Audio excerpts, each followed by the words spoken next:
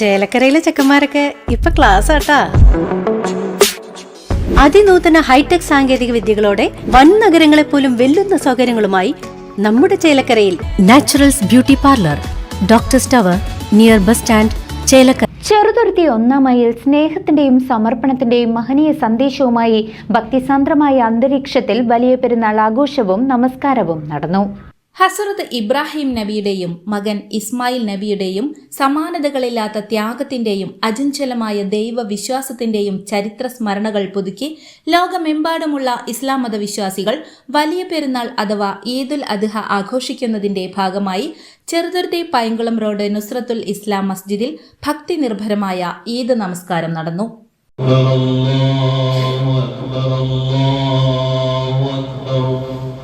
أما بعد فيا أيها الناس أوصيكم عباد الله وإياي بتقوى الله فافعلوا ما أمر الله وانتهوا عما نهاكم الله إن يومكم هذا يوم عظم الله قدره وشرفه وميزه من الأيام وعرفه وظهر من بينها حرمته ووفق له من خلقه محمدا صفوته وابتلى فيه إبراهيم خليله عليه الصلاة والسلام وفدى بنذبه إسماعيل صلوات الله عليه سبيلا وجعله خاتما الأنبياء بالمعلومات من العسر ومقدما الأيام المعدودات من النفر يوما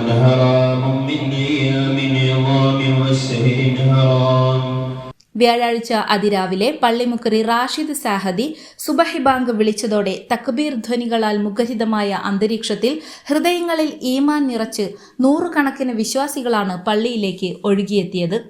തുടർന്ന് 8 മണിയോടെ പള്ളി ഖത്തീബ് അബ്ദുറഹ്മാൻ അഹ്സനി പെരുന്നാൾ നമസ്കാരത്തിന് നേതൃത്വം നൽകുകയും ജീവിതത്തിലെ പ്രതിസന്ധികളെയും ലോകം നേരിടുന്ന വിവിധ വിപത്തുകളെയും വിശ്വാസം കൊണ്ട് പ്രതിരോധിക്കേണ്ടതിനെക്കുറിച്ചുള്ള ഉത്ബോധനപരമായ കുത്തുബ നിർവഹിക്കുകയും ചെയ്തു.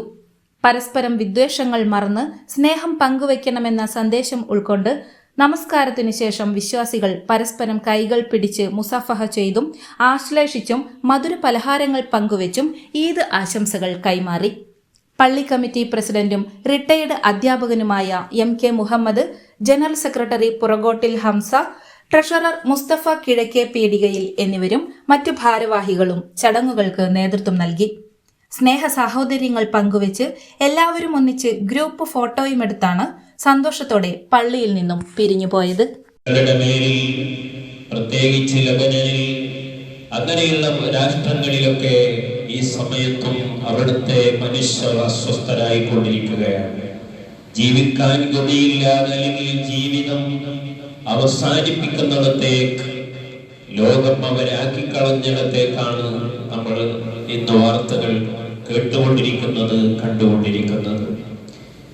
അതുപോലെ നമ്മളോട് കുഞ്ഞുങ്ങളെ കൊന്നതുപോലെ ഇറാഖിലെയും ഇറാനിലെയും മറ്റുള്ള രാഷ്ട്രങ്ങളിലെയൊക്കെ കുഞ്ഞുങ്ങളെയാണ്, ഫലസ്തീനിലെയൊക്കെ കുഞ്ഞുങ്ങളെയാണ് ഇന്ന് ഇല്ലായ്മ ചെയ്തുകൊണ്ടിരിക്കുന്നത്.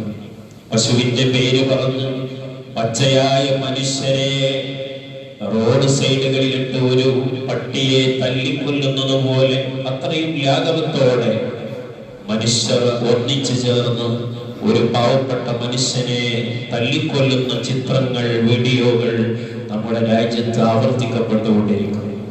ഇവിടെയാണ് ഇബ്രാഹിം നബി അലൈഹിസ്സലാമിനെ നമ്മൾ വായിക്കേണ്ടത്.